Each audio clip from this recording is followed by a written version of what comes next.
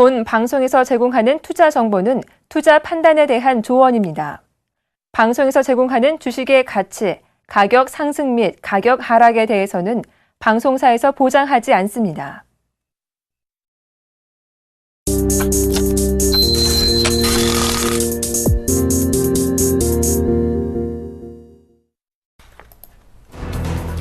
지난달 생산지표가 전달에 비해 내려앉으며 일부 세월호 참사의 영향을 반영했습니다.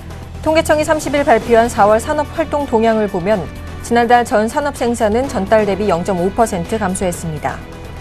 광고막 생산은 기타 운송장비, 화학제품 등에서 늘어 전달보다 0.1% 증가했지만 서비스업 생산이 도소매, 예술, 스포츠, 여가업 등에서 크게 줄어 1% 감소했습니다. 살아나는 듯 했던 국내 제조업의 체감 경기지수가 원화 강세와 중국 경제 성장률 둔화의 영향으로 넉 달 만에 뒷걸음질 쳤습니다. 한국은행은 제조업의 5월 업황 기업 경기 실사지수인 BSI가 79로 지난달보다 3포인트 하락했다고 30일 밝혔습니다. 전북은행의 자동화기기 이용 수수료가 시중은행보다 최대 2.6배 비싼 것으로 드러났습니다. 30일 금융감독원 등에 따르면 17개 국내 은행 중 전북은행은 영업시간 마감 후 ATM을 이용해 다른 은행으로 10만 원을 송금할 때 1,300원의 수수료를 부과하고 있습니다. 이는 500원의 수수료를 물리는 국민은행과 기업은행에 비하면 2.6배 수준입니다. 안녕하십니까. 핫텐의 김동현입니다. 코스피 지수가 장 초반 보합권에서 움직이고 있습니다. 외국인들의 매수 덕분에 소폭 상승 출발했는데요. 이와 반대로 코스닥 지수는 외국인들의 매도세에 소폭 하락 출발한 모습입니다. 앞으로의 추이도 저희 핫텐과 함께 하시길 바라겠습니다. 핫텐 오늘도 힘차게 출발합니다.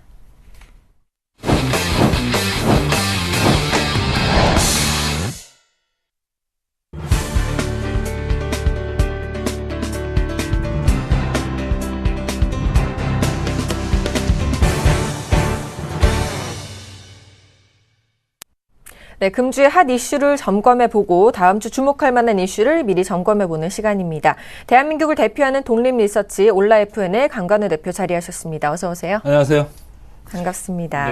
네, 이번 주 핫 이슈 먼저 좀 살펴주시죠. 자, 오늘이 벌써 5월의 마지막 날인데 핫 이슈를 좀 세 가지로 뽑아왔습니다. 아무래도 이번 주 다음과 카카오의 전격적인 합병 발표 때문에 시장의 관심이 아주 뜨겁습니다.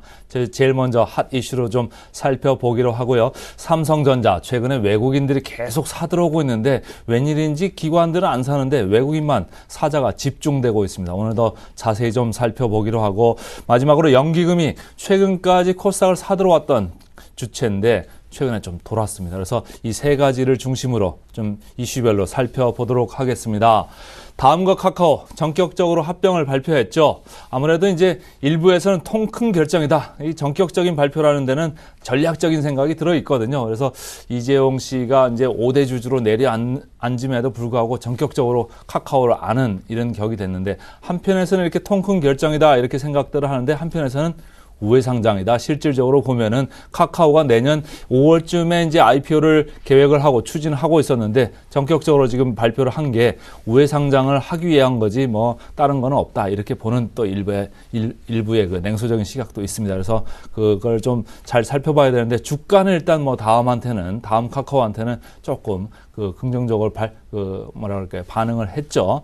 다음에 장점은 카카오가 가지고 있는 모바일 플랫폼의 트래픽 위력이 대단합니다. 그리고 다음은 아시다시피 콘텐츠의 생산 능력이 상당히 좋고요. 그래서 양간의 강점을 합치면은 다음 카카오의 위력이 네이버에도 좀 대항할 수 있는 거 아니냐 이런 생각을 하는 겁니다. 그동안 네이버가 검색 광고 시장이나 검색 시장에서 거의 70% 정도 압도적인 시장 지위를 유지해 오고 있었습니다. 그런데 다음이 상당히 열이했는데, 그래서 카카오가 다음하고 붙임으로써 네이버하고 좀 경쟁을 할 수도 있는 거 아니냐 이런 생각을 하면서 주가는 다음이 30% 정도 미리 오른 이렇게 조금 반응을 보였던 것입니다.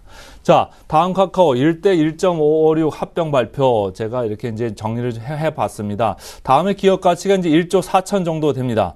지금 화면에서 보실 수 있겠습니다만 카카오는 시장에서는 이제 4조 중반에서 5조 초반 이렇게 이제 생각들을 하고 있어서 다음과 카카오를 붙여놓고 나면은 기업 가치가 6조 내외가 앞으로 될 수 있다. 이렇게 긍정적인 그 예상들을 쏟아내고 있습니다.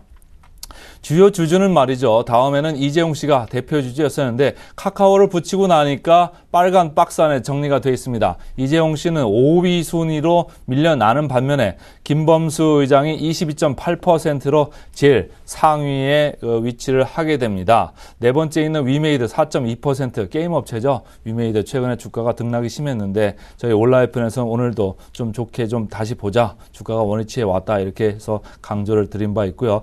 숫자를 좀 보면은 매출로만 보면 다음 5,300억, 카카오 2,100억 이 정도 수준인데 영업이익률로 보시겠습니다. 영업이익률 다음 15%고요. 카카오 31%입니다. 그러니까 매출은 카카오가 작지만 영업이익률은 2배 정도 잘하고 있다 이렇게 보시면 되고 다시 오른쪽에 빨간 박스를 보시면 두 양사를 합쳐놨을 때 매출은 7,400억 그리고 영업이익률은 20% 정도 됩니다. 매출만 보면 다음에 네이버의 2조 3천에 비해서 뭐 3분의 1 정도 되는 거고요. 영업이익률도 약간 네이버보다는 낮은 이런 상태로 보시면 됩니다. 자, 다음 카카오 이렇게 말씀을 드렸는데 우회 상장한 이후 여러 가지를 얘기하고 있습니다. 내년 5월에 원래 올라오기로 했던 건데 로드맵상에 약간 문제가 좀 있는 거 아니냐 이런 생각을 저희들은 좀 해보고 있고요. 네이버의 그 라인도 그 IPO를 좀 추진하고 있었는데 30조 원 정도 될 거다 이렇게 시장에서 일부에서 보고 있었어요. 그러니까 흥행몰이에서 조금 뭐 좀 고전할 수 있다 이렇게 좀 봤나요? 이 카카오 쪽은 4조에서 5조 정도 이제 생각들을 했던 거거든요. 그러니까 규모가 작으니까 아무래도 시선들을 좀 뺏길 수 있다 이런 생각들도 한 것 같고 SK 플래닛의 그 T스토어를 인수하려고 하는 과정에서 현금을 좀 그 필요로 했는데 현금이 부족한데 어떻게 지금 빨리 마련할 수 있는 방법이 없잖아요. 좀 기다려야 되니까 그래서 이렇게 우회 합병을 하면서 조금 현금을 좀 당길 수 있는 거 아니냐 이런 생각을 하셔도 좋을 것 같고 해외 시장에서는 뭐 위챗이나 그리고 라인에 비해서 열의하기 때문에 빨리 좀 가야 되겠다 이런 생각들이 복합적으로 좀 작용한 것 같은데 저희 온라인편에서는 그냥 딱 한마디로 줄여서 펀딩하러 지금 우회 상장 빨리 했다 이렇게 생각을 합니다. 그래서 다음 주가 지금 10만 원 이상으로 지금 올라온 뒤에 지금 서 있는데 앞으로 상장을 좀 유상 증자를 감안을 좀 하셔야 되겠다 이런 생각을 합니다. 경쟁 구도를 좀 살펴보겠습니다. 네이버 아무래도 뭐 지금 위상이 대단한 그 회사 아닙니까? 일부에서는 네이버 공화국이다 뭐 이런 얘기까지도 나오고 있고 국회에서도 네이버 관련법을 자꾸 위반하려고 지금 이게 견제를 좀 심하게 하고 있지 않습니까? 영업이익으로 봤을 때 두 다음과 그 카카오를 합쳐놓은 영업이익의 뭐 1.7배 정도 이렇게 차이가 나고 시가총액은 아까 말씀드린 대로 뭐 다음에 카카오가 붙었을 때 6조 내외가 된다고 보면은 네이버 시가총액이 지금 25조 정도 되는데 거의 뭐 4배 이상 차이가 됩니다. 그래서 전체적으로 이 정도 차이가 될 수 있다. 이렇게 보시면 되고 하나하나 좀 살펴보면 말이죠. 네이버의 강점은 아까 말씀드렸습니다. 검색 점유율이 70%를 상회합니다. 그래서 다음에 20%보다 훨씬 위에 있고요. 라인의 글로벌 이용자가 지금 뭐 2011년에 출시를 했습니다만 4억 2천만 명 정도 됩니다. 상당히 큽니다. 오른쪽에 보시면 카카오톡은 1억 4천만 명. 그래서 여기도 뭐 거의 한 3배 정도 이렇게 차이가 나고 있어서 전체적으로 차이는 상당히 있다. 이렇게 보시면 되고 네이버의 아성에 지금 다음과 카카오가 도전을 하고 있다. 이렇게 보시면 되고 합병 발표 후에 이제 주가를 좀 보시는 게 중요한데 네이버 우려들을 초반에 좀 했습니다. 그래서 첫날 좀 빠졌었죠. 그런데 어제까지 이렇게 보니까 플러스 3.6%입니다. 그러니까 시총이 8,900억이나 오히려 늘었습니다. 줄지가 않고 다음도 32% 정도 올랐는데 시총 늘은 거 보니까 3,400억 정도밖에 안 늘었어요. 그러니까 네이버 주주 입장에서 볼 때는 다음 카카오 너희들 합쳐봐야 우리가 더 이겨낼 수 있다. 이렇게 보는 모양입니다. 그래서 주가는 뭐 가장 이제 돈 가지고 베팅하는 거니까 정확한 그 반응들을 보였는데요. 네이버 그렇지만은 밸류에이션은 상당히 높은 상태가 계속 유지되고 있습니다. 미국의 PBR로 봤을 때 미국의 구글이 3배, 페이스북 9배, 트위터 7배입니다. 네이버는 12배입니다. 상당히 높죠. PSR, 그러니까 매출 대비 이렇게 밸류에이션을 봤을 때도 구글의 7배, 페이스북의 13배, 트위터의 14배. 네이버는 한 중간 정도 하는데요. 9배. 그래서 전체적으로는 여전히 높고 아래 표를 보시면 네이버에 비해서 다음은 밸류에이션이 상당히 낮다. 상대적으로 말이죠. 이렇게 보셔도 좋을 것 같습니다.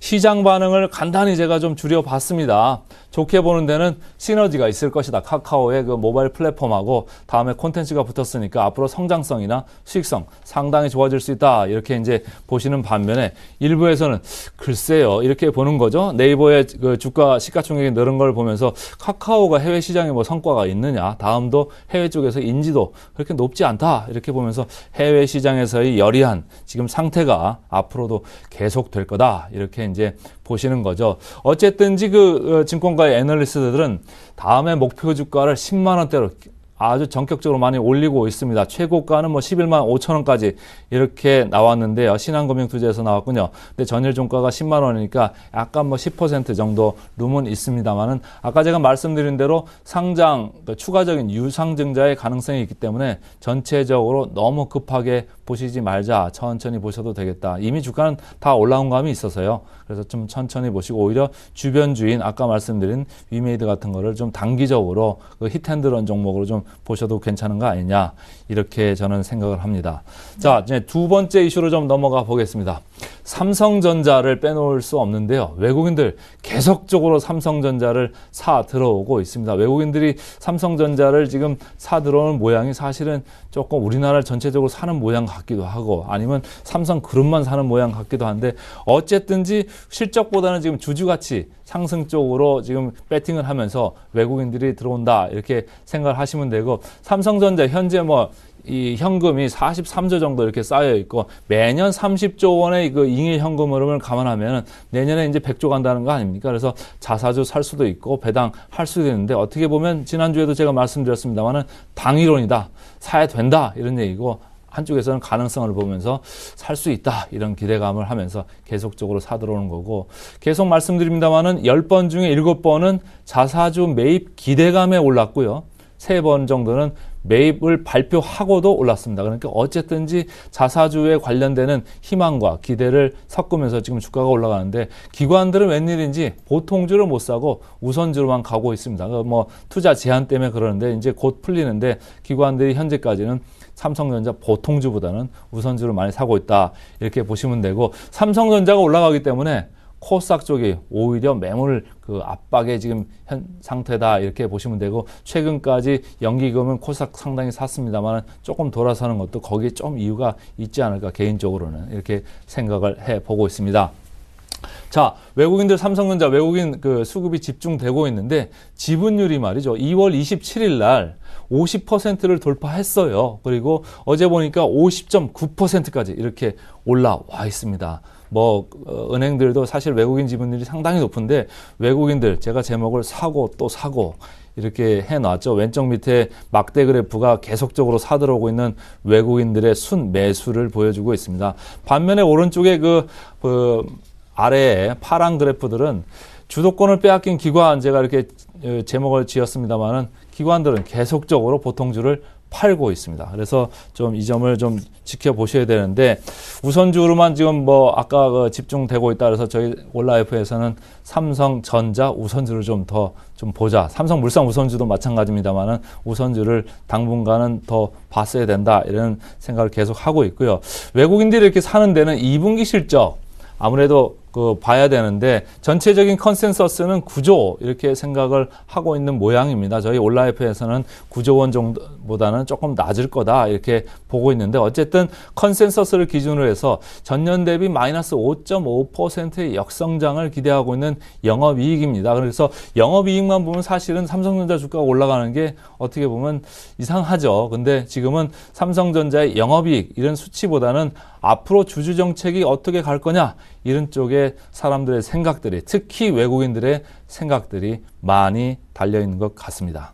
자, 두 번째 이슈까지 이렇게 살펴봤고요. 세 번째 이슈 보겠습니다. 세 번째 이슈는 연기금도 코스닥 쪽에서 매도로 전환했다 이런 말씀입니다. 최근까지 외국인과 마찬가지로 그 연기금도 말이죠. 계속 거래소 시장 코스닥 시장 사들어 왔었거든요. 근데 최근 이틀 동안에 갑자기 그 매도로 돌았습니다. 지금 차트를 좀 보시면 좋은데 투신권은 뭐 순매도를 계속적으로 강화하고 있다.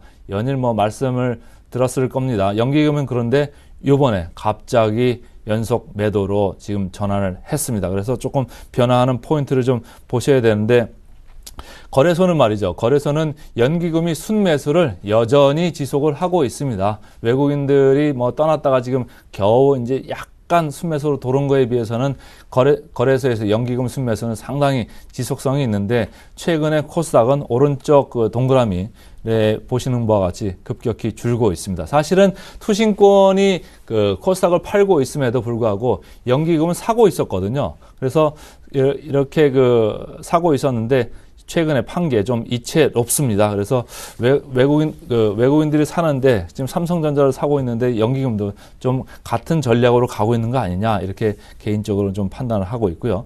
코스닥 시장에서는 지금 개인만 열심히 매수를 하고 있습니다. 그래서 기관들 이제 팔고 떠나고 연기금까지도 파는데 오히려 개인만 이렇게 매수 열기라 조금 걱정은 됩니다. 신용부담 계속 말씀드리고 있습니다. 코스닥에 2조 3,800억 정도로 거래소에 2조 5천 거의 뭐 크게 아직 차이가 줄지 않고 있습니다. 그래서 거래소는 개인 비중이 상당히 낮고 코스닥에만 북적북적 돼가지고 조금 근심을 하고 있습니다. 알겠습니다. 지금까지 이렇게 이번 주 핫 이슈를 좀 정리해 봤고요. 다음 주에 우리가 주목해 봐야 할 이슈에는 뭐가 있을까요? 자, 이거 뭐 그 거래소가 올라갈 때 지금 내려오고 올라갈 때 하면 내려오고 코스닥도 조금 그 답답한 장세가 이어지는 이런 모양인데 저희 온라인에서는 그렇습니다. 전체적인 시장을 사는 것보다는 오히려 이벤트에 좀 집중을 하자 이렇게 생각을 하고 말씀을 드리고 있어요. 그래서 삼성전자나 삼성물산 관련주들 좀 움직임을 계속적으로 주목을 하자 이런 얘기고 네이버 지금 뭐 다음에 일단 30% 넘게 뛰었고 네이버도 3% 넘게 뛰었습니다만 두 회사 간에 앞으로 어떻게 대결 양상이 바뀔 거냐에 따라 가지고 뭐 주가들도 서로 희비가 엇갈릴 수 있습니다. 네이버가 뭐 높은 그 밸류에이션에 있는 거 말고도 상대적인 밸류에이션 차이로 롱숏 같은 것도 재미있는 구도가 나올 수 있거든요. 그래서 네이버도 좀 봐야 되고 원달러 환율이 어제 1,020원까지 급기야는 내려왔습니다. 그래서 원달러 환율 때문에 관련주들 약간 그 영향을 받을 수도 있으나 조금 조심을 해야 될 것 같고 코스닥은 아까 말씀드린 대로 연기금의 행보에 좀 주의를 하자. 그래서 약간 신용 많은 종목들 지속적으로 좀 체크를 해야 될 것 같고 다음 주에 지방선거 있습니다. 지방선거 결과가 어떻게 나올지에 따라 가지고 전국이 약간 변화될 수 있는 이런 포인트도 있기 때문에 조금 체크를 해봐야 되겠다 이렇게 생각하고 개별 업종이나 뭐 주식 쪽으로는 그렇습니다. 아까 말씀드린 대로 삼성그룹이나 특히 재벌그룹 여러 재벌그룹 이름들이 나오고 있습니다만은 지배구조 관련돼서 이벤트 관련돼서 관심을 좀 가지시라. 그리고 네이버와 다음 카카오 대결구도 계속적으로 유효한 전략일 것 같고요. 월말입니다. 그래서 오늘 윈도우 드레싱 영향권에 있으니까 좀 조심을 하시고 코스닥 쪽의 비중 축소는 지속적이다. 그래서 온라인에서는 삼성전자, 삼성물산, SK, CNC, 다음 위메이드 이 정도로 관심 주식으로 제시를 해드리겠습니다. 알겠습니다. 이렇게 관심 종목까지 제시해 주셨는데요. 지금까지 이번 주 정리와 또 다음 주 전략까지 알아봤습니다. 온라인의 강간우 대표였습니다. 도움 말씀 고맙습니다. 고맙습니다.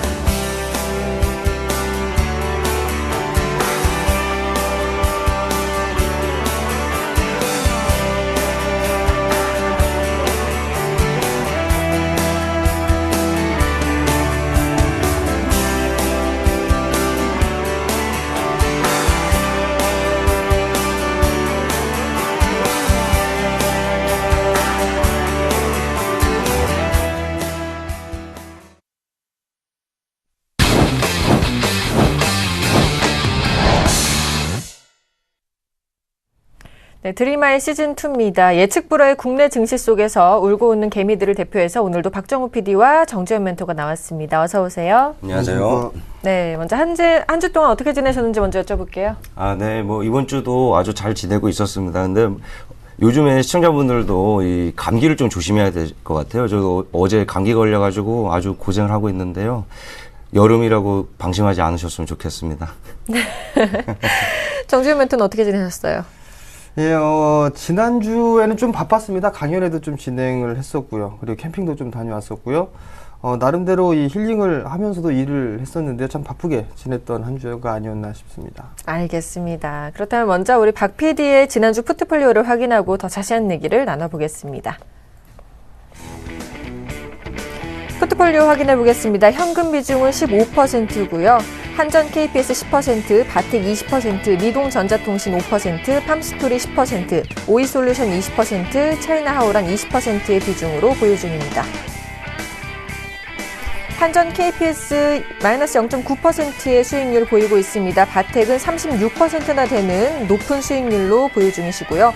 미동전자통신도 6.1%의 높은 수익률이고요. 팜스토리 역시 13.5%의 높은 수익률입니다. 오이솔루션 소폭의 하락 보이고 있고요. 차이나하우란도 마이너스 6.4%의 수익률로 보유 중이십니다. 네, 포트에 있는 종목들 집중 AS를 해봐야 되겠죠. 어떤 종목부터 해주실까요? 네. 일단 가장 수익률이 돋보이는 바텍을 먼저 AS를 받아야겠는데, 바텍이 오늘 소폭 조정을 받고 있지만 최근 수급도 외국인 기관 쪽에서 계속 담아주고 있어서 지금 36% 수익률도 아주 고수익이지만 여기서 더 기대해봐도 될 것 같습니다, 멘토님. 예, 일단 지금 정고점에 대한 매물 소화를 진행 중이다라고 보셔도 좋을 것 같고요. 2만 원대 목표가를 좀 도달을 하고 난 이후에 조금 상향을 한번 시도를 해볼까라고 좀 고민을 하고 있습니다. 수급적인 부분들을 좀 먼저 보시게 되면 여전히 외국인 쪽과 기관 쪽에서는 순매수를 지속을 해주고 있는 그런 부분들은 긍정적인 그런 부분들입니다. 그렇기 때문에 단기적으로 좀 보시는 분들이라면 일정 부분 차익 실현을 좀 해야 되는 그런 사항들이지만 여전히 추가적인 상승 시도는 좀 더 나올 수 있다라고 보셔야 될 것 같습니다. 월봉 차트를 보시더라도 전고점이죠. 2009년도에 대한 고점 그리고 작년에 대한 고점 이 부분들의 매물 소화를 좀 진행 중이기 때문에 이 자리대를 넘어가게 된다라면 크게 본다라면 한 25,000원 정도 때까지도 상승을 할 수 있지 않을까라고 좀 보여지고요. 여전히 수급 좋고요. 그리고 잘 나가고 있고 실적 좋아질 것이니까 조금 더 보유를 해보셔도 좋겠다라고 좀 말씀을 드리겠습니다. 자, 멘토님, 제 시청자분들께 미리 말씀을 안 드렸지만 오늘이 이제 드리마의 마지막 코너잖아요. 이제 바텍 같은 경우에 이제 그동안 포트폴리오를 따라오셨던 분들을 위해서 조금 정확하게 앞으로 어떻게 대처를 해야 될지 정확히 말씀해 주신다면 25,000원까지 끌고 가는 전략 그대로 가시면 될까요?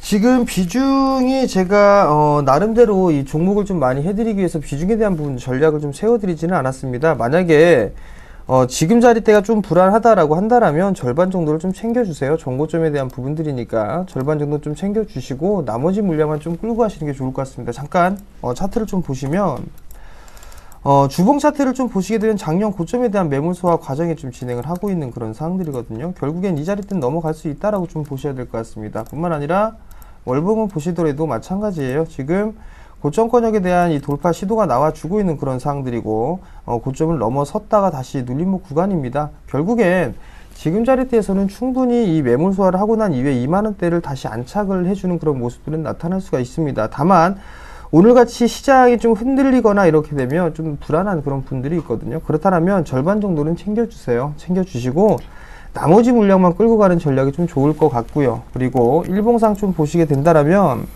21선 부근이 있죠. 21선 자리대가 한 18,000원 정도입니다. 그 자리대가 하향 이탈하게 되면 전량 차익을 하고 다시 16,000원에서 16,500원 자리대 요 자리대에서 다시 한번 재매수 포인트를 좀 잡는 것도 좋을 것 같은데 그 자리대가 꼭 올 것이다라는 그런 부분들은 생각하지 않으셨으면 좀 좋을 것 같고요.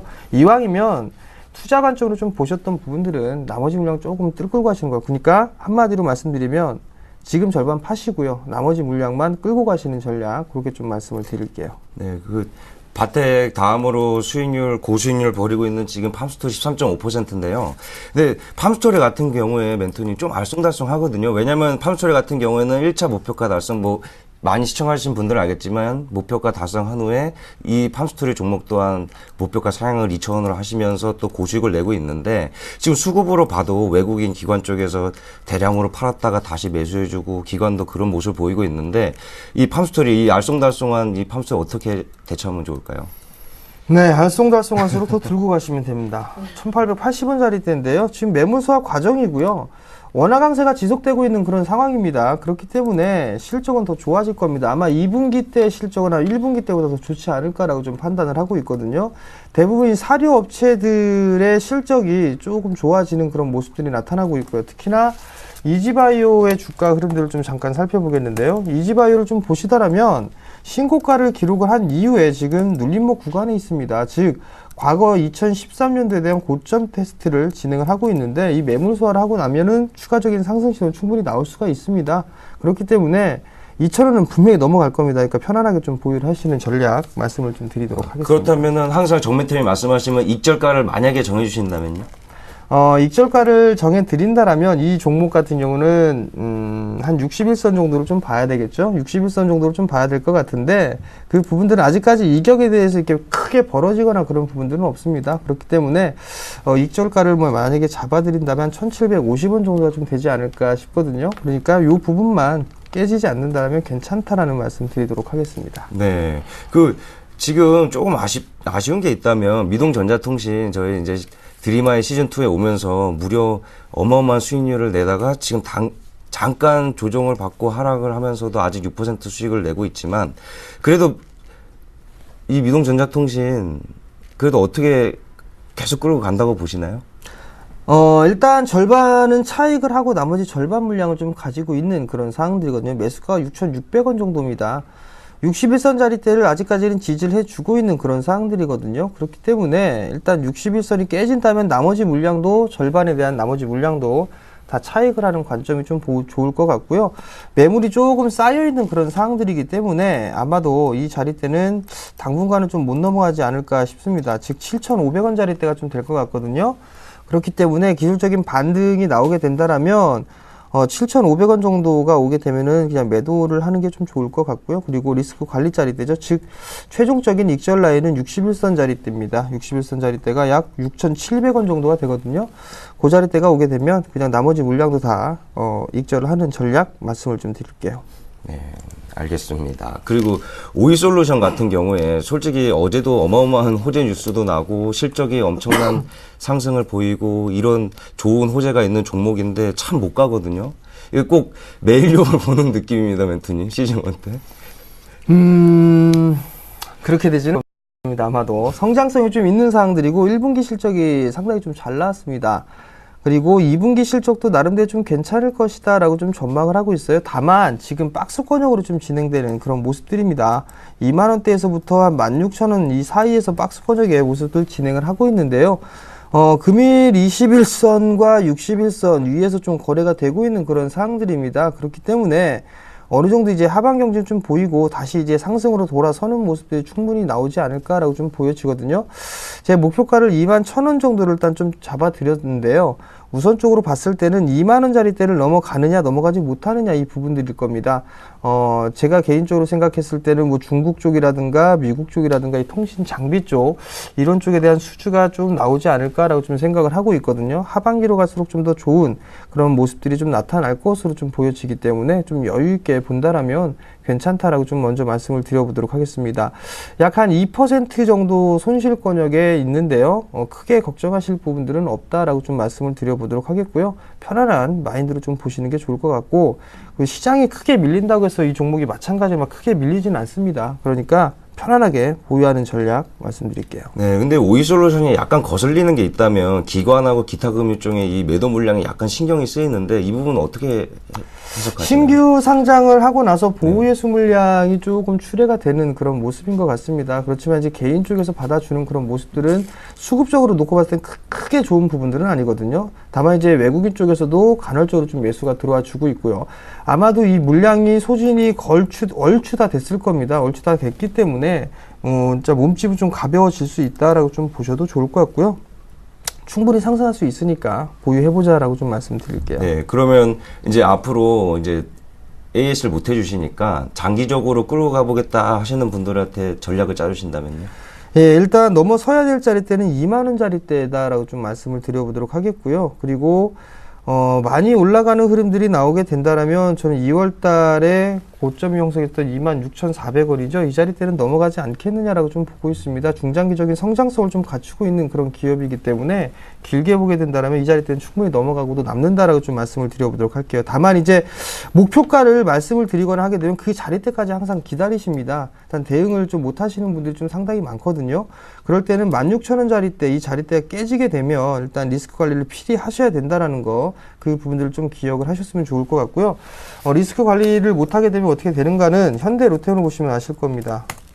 현대로템 보시게 되면 리스크 관리를 못하게 되면 계속적으로 빠지는 그런 모습들이 나타나거든요. 그렇다면 이런 모습들이 좀 나타날 수가 있습니다. 만약에 대응을 못했을 경우 지속적으로 밀려 내려오는 그런 모습들이 나타날 수가 있기 때문에 리스크 관리는 좀 필히 하셔야 된다는 점 꼭 부탁을 드리고 싶습니다. 네, 그 리스크 관리 아주 중요하게 생각하셔야 될 것 같습니다. 지금 16,000원권을 만약에 벗어나게 된다면 오이솔루션 같은 경우에는 아쉽지만 리스크 관리 해주시고요.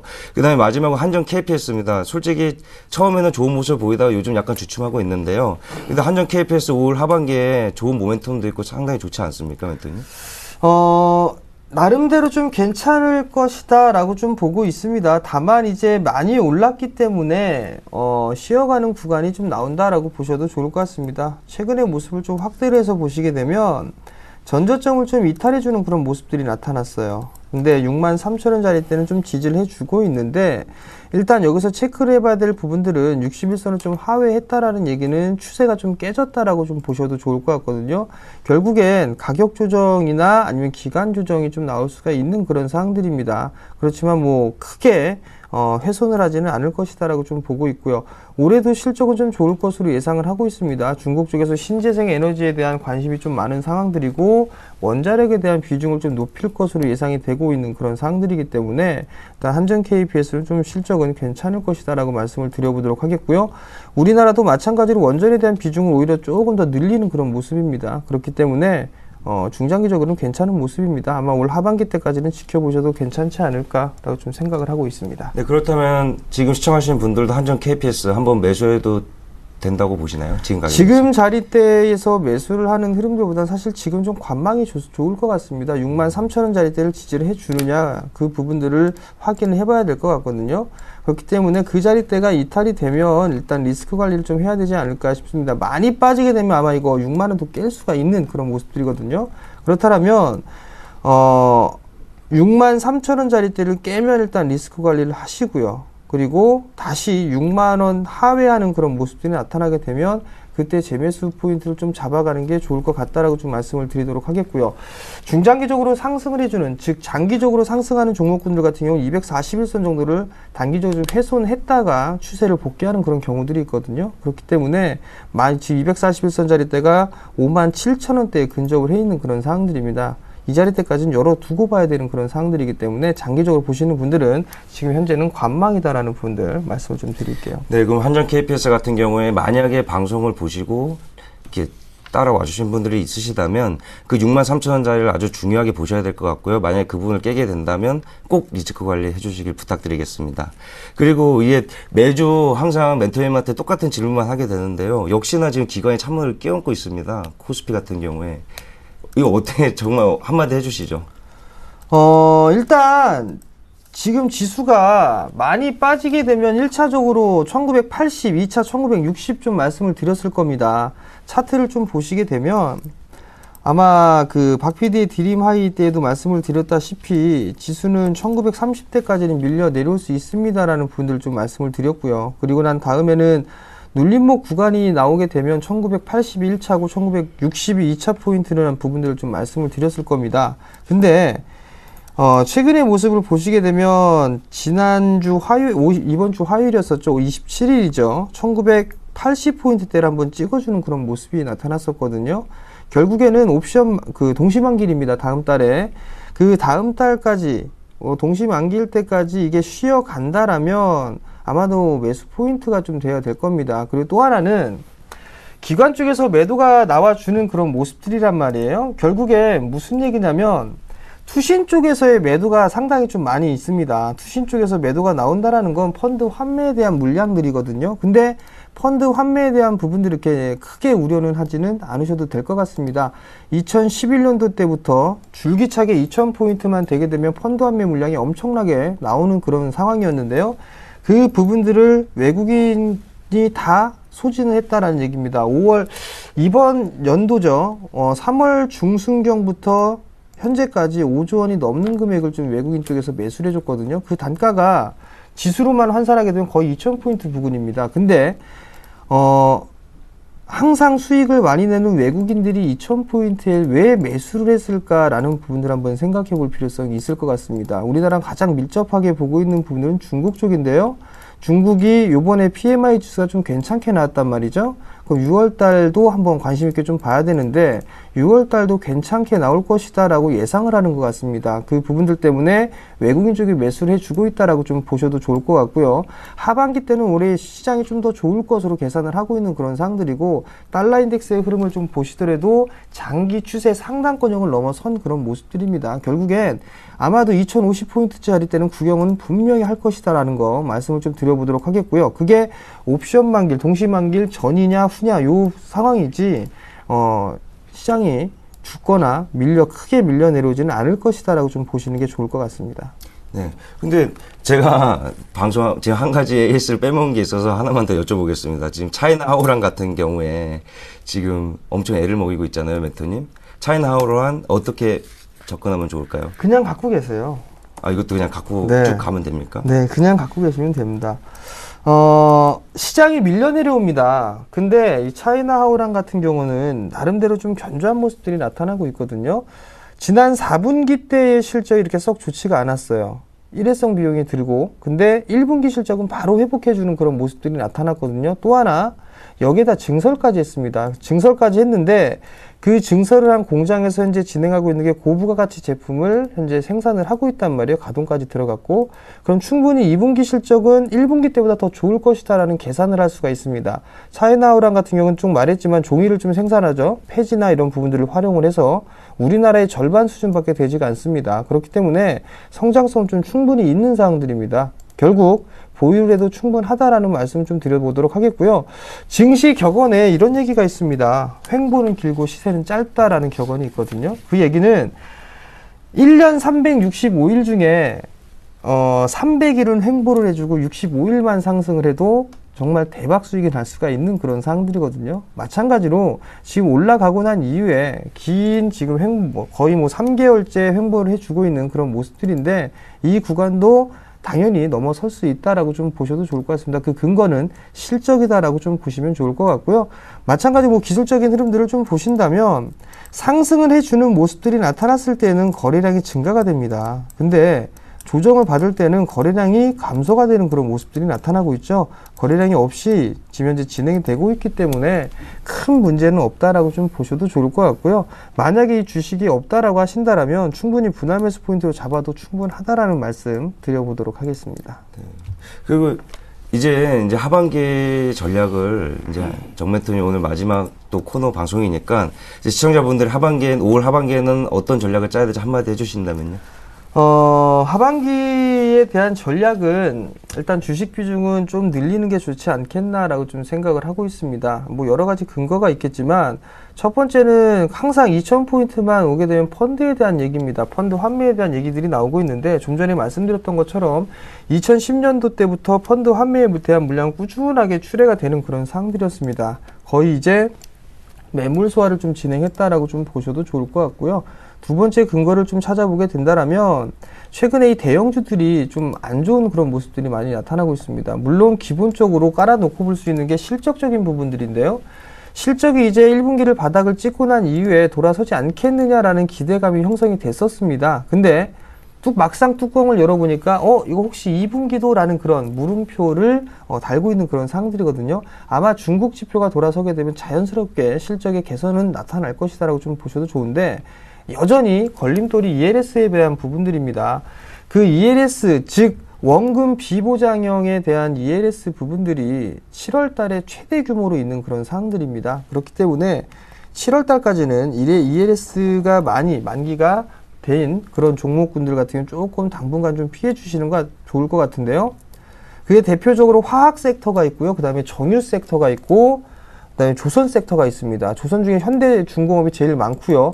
정유 쪽에서도 좋은 기름이죠. 구도일, 그 S오일이죠. 그쪽에 종목군들이 많고요. 그 다음에 화학 쪽 섹터는 롯데케미칼이 조금 많이 있습니다. 그렇기 때문에 이러한 종목군들만 조금 조심을 해주시면 좋을 것 같고, 그 다음에 원화 강세 부분들을 좀 뺄 수가 없을 것 같습니다. 지금도 원화 강세, 즉 1,000원은 깰 수 있다라고 좀 보고 있기 때문에 충분히 깨고 내려온다라고 보셔야 될 것 같습니다. 장기적으로. 그렇기 때문에 내수 쪽 섹터를 좀 보시는 게 좀 좋을 것 같고, 그다음 다음 근거를 좀 말씀을 드리게 된다라면 외국인 쪽에서의 유동성은 좀 충분히 증가가 될 수가 있습니다. 지금 중국의 미니 경기 부양책 얘기가 나오고 있죠. 만약에 이번에 지표가 안 좋게 되면 당연히 나올 겁니다. 또 하나는 22쪽에 통화정책회의가 있는데 아마 6월경에 금리 인하를 단행을 할 거고 연말경에 한 번 더 하게 될 겁니다. 그 유동성이 증가가 될 것이고요. 일본 쪽에서도 정책을 아마 진행을 할 겁니다. 근데 이게 돈을 찍어서 돈을 뿌려내는 그런 정책이 아니라 과거에 우리나라 같은 경우도 퇴직연금보험법을 시행을 했었죠. 이걸 미국에 있는 401K를 도입을 했습니다. 퇴직연금보험을 도입을 하면서 연기금이 상당히 좀 크게 힘을 좀 발휘를 하고 있죠. 그런 것처럼 일본 쪽에서 영국이 시행했던 이 세금에 확장되는 이런 모습들을 좀 보일 수 있는 제도가 있습니다. 그 부분들이 개인 투자자들, 즉 위험 자산에 투자를 하게 된다면 비과세 혜택을 줄 수 있는 그런 정책을 도입할 가능성이 높습니다. 그게 마찬가지로 7월 달에 좀 예정이 돼 있는 그런 사항들이거든요. 결국엔 ELS라든가 통화정책회의라든가 아니면 그 유동성에 대한 부분들, 그리고 마지막으로 좀 말씀드렸던 펀 ELS에 대한 부분들, 이 부분들이 7월 달에 좀 집중이 돼 있는 사항들이기 때문에 저는 하반기는 좀 좋다고 보고 있습니다. 그렇기 때문에 하반기에는 주식 비중을 늘려야 된다라는 게 저의 판단이고요. 그리고 경기 민감주들보다는 내수 쪽에 대한 종목군들, 특히나 중국 쪽에 관련이 되어 있는 그런 주식군들 같은 경우는 충분히 관심을 좀 가지고 봐도 좋겠다라고 좀 말씀드리도록 하겠고요. 여기에서 또 하나 체크를 해야 될 부분들은 코스닥 쪽에 신용 비율이 상당히 높은 종목군들이 많습니다. 10%가 넘어가는 종목군들이 많이 있거든요. 그런 종목군들은 일단 단기적으로 조심하자라는 거. 그리고 하반기로는 이제 중소형주가 아니라 대형주 쪽으로의 한번 키 맞추기가 나올 수가 있습니다. 그렇기 때문에 대형주 쪽에서도 포커스를 좀 맞추시는 전략을 취한다라면 아마 하반기 시장은 상당히 좀 좋을 것이다라고 좀 말씀을 드릴게요. 네. 그러면 지금 멘토님 말씀은 이제 하반기 장이 좋다고 말씀하셨고, 근데 요즘에 약간 이번 연도 들어서 특이한 점은 지수가 아무리 2,000선을 돌파하고 코스닥 같은 경우에도 강한 모습을 보여도 올라가는 업종만 올라가고 나머지 종목들은 다 그냥 거기서 거기거든요. 그럼 이제 아까 내수주나 중국 관련주에 집중하자고 하셨잖아요. 오늘 어차피 마지막 코너니까 정재원 멘토님이 뭐 히든 카드로 갖고 계시는 그런 업종이나 종목이 있다면 한 가지만 알려주시죠. 히든 카드는 막상막하 투명쇼를 보시면 될 것 같습니다. 그래도 오늘 마지막 방송이니까 하나만 알려주신다면요.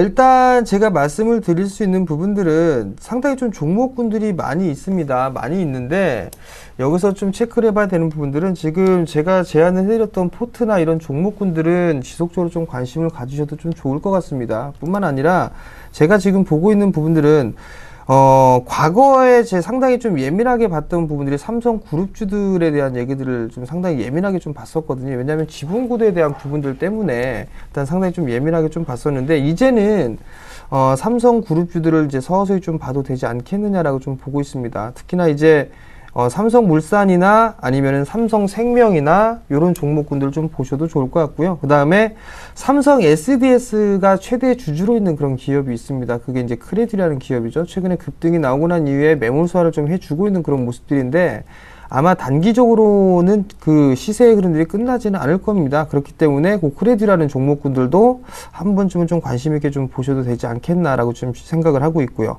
그리고 최근에 이제 LG 그룹주들이 많이 올라가고 있죠. 따라 들어가기가 좀 부담스럽단 말이에요. 금일 같은 게 LG이노텍이 조금 밀려 내려오는 그런 모습들이 나타나고 있지만 대형주를 좀 하기가 부담스럽다라고 한다면 그 LG 쪽에 부품을 공급하는 그런 기업들을 좀 보셔도 괜찮을 것 같습니다.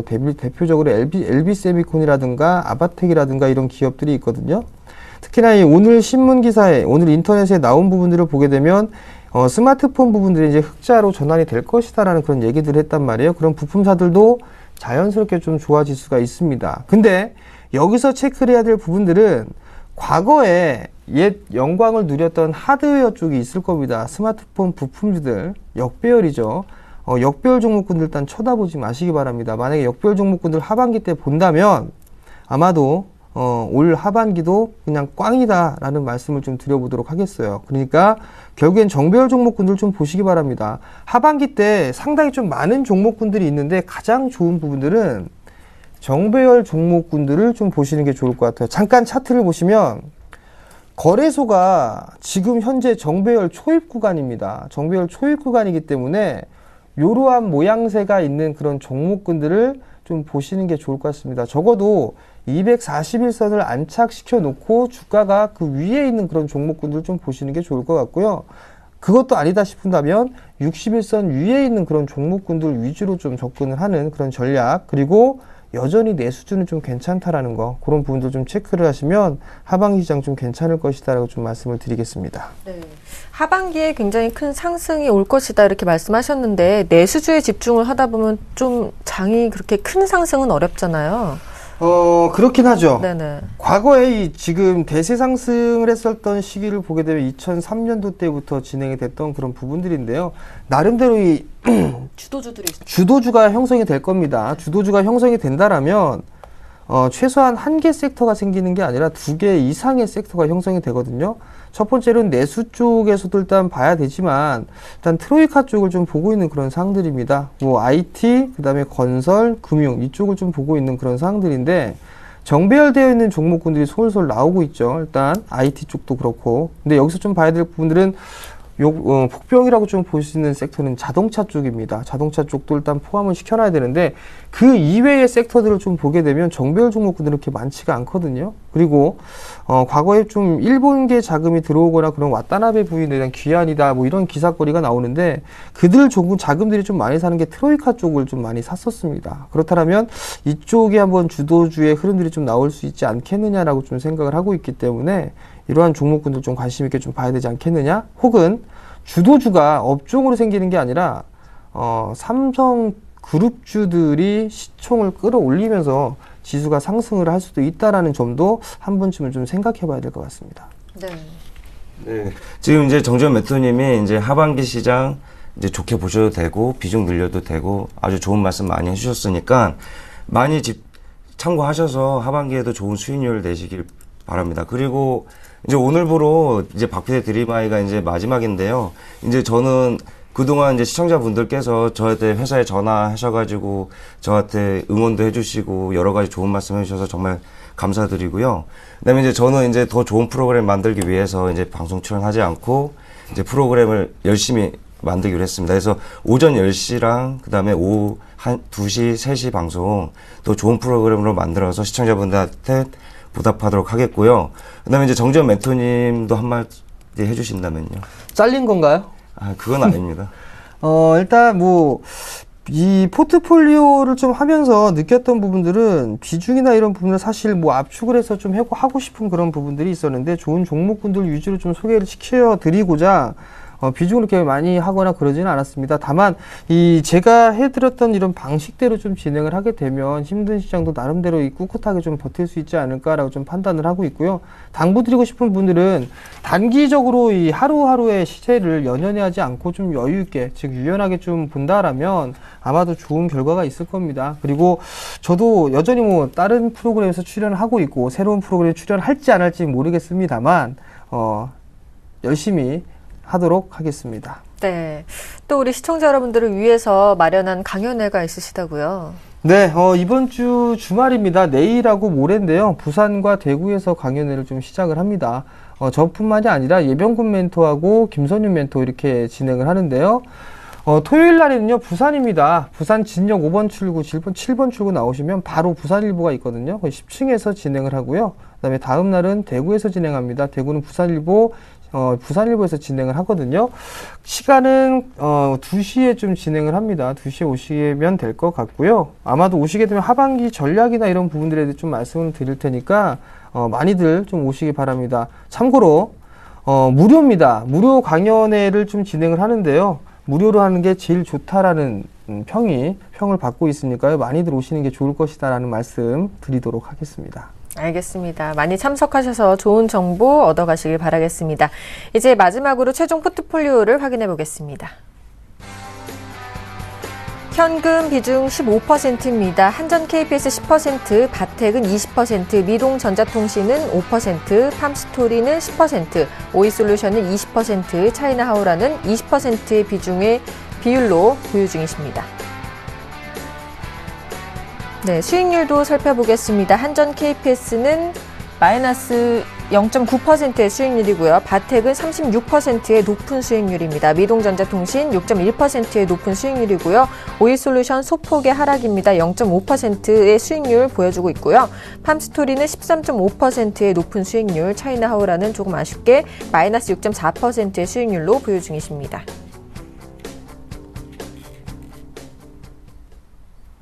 네, 지금까지 박 PD 그리고 정재훈 멘토와 함께했습니다. 그동안 드림하이를 시청해주신 여러분께 감사드립니다. 네, 당신의 열시아텐 여기까지입니다. 저희는 다음 주 월요일에 다시 찾아뵙겠습니다. 시청해주신 여러분 고맙습니다.